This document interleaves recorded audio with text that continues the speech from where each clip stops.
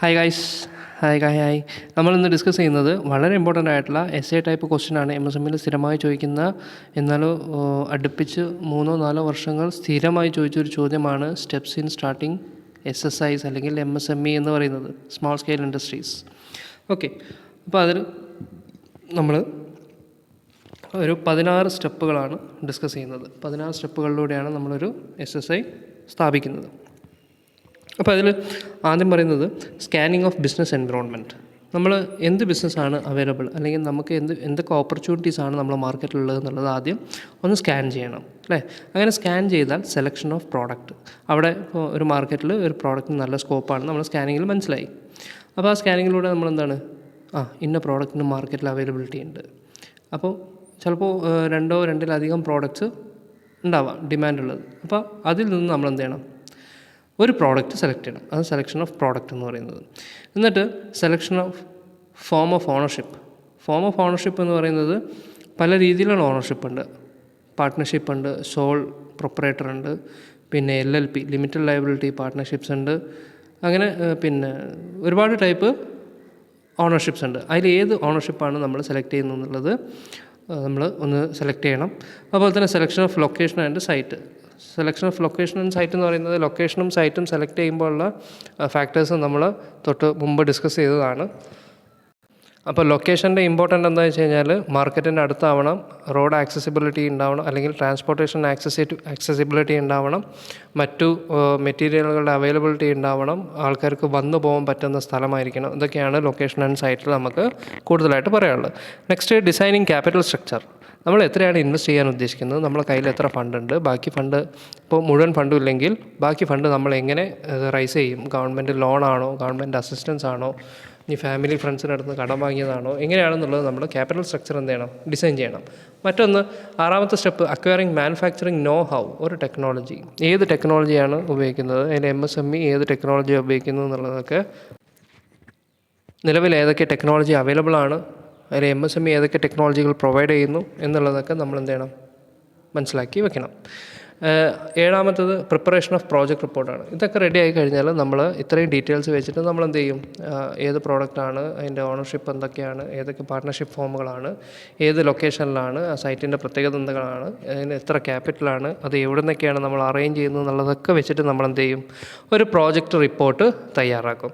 ആ project report തയ്യാറാക്കി കഴിഞ്ഞാൽ അതാണ് എന്ത്, ബിസിനസ് പ്ലാൻ എന്ന് പറയുന്നത്. ഈ പ്രോജക്റ്റ് റിപ്പോർട്ടുമായിട്ട് നമ്മൾ MSMEയിൽ പോയിട്ട് എന്ത് ചെയ്യുന്നു, registration as SSI small scale industry എന്ന് പറഞ്ഞ് നമ്മൾ എന്ത് ചെയ്യുന്നു, രജിസ്റ്റർ ചെയ്യുന്നു.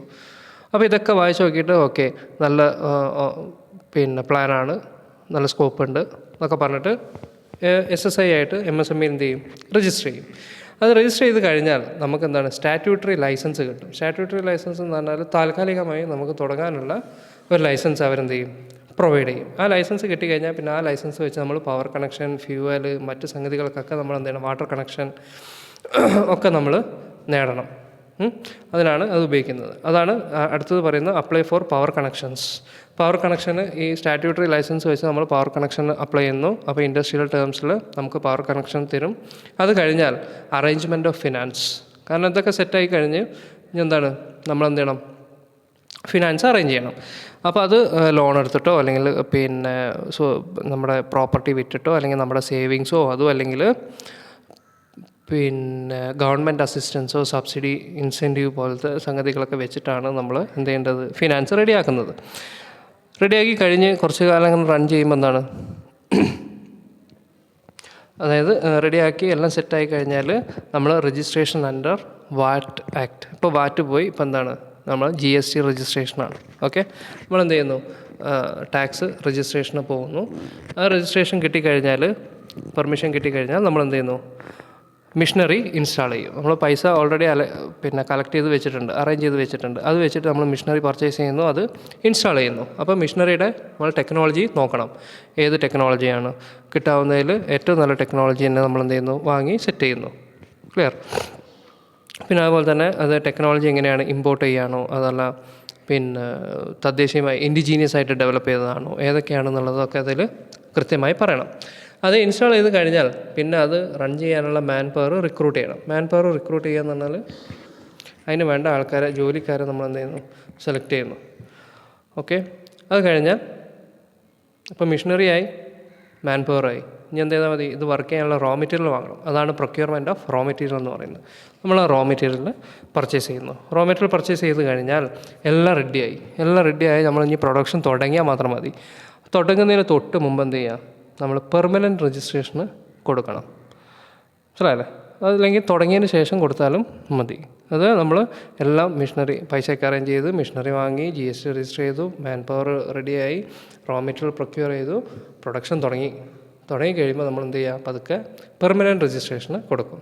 അത് കാലക്രമേണ കുറച്ച് കഴിയുമ്പോൾ നമുക്കെന്താണ്? പെർമനൻറ്റ് രജിസ്ട്രേഷൻ സർട്ടിഫിക്കറ്റ് കിട്ടും. അതുവരെയാണ് ഒരു SSIയുടെ സ്റ്റെപ്സ് എന്ന് പറയുന്നത്. SSI തുടങ്ങാനുള്ള സ്റ്റെപ്സ്. ഇപ്പോൾ ഈ 16 സ്റ്റെപ്പുകളാണ് നമുക്ക് ഡിസ്കസ് ചെയ്യാനുള്ളത്. ഓക്കെ, ഇത് തീർച്ചയായും പഠിക്കണം.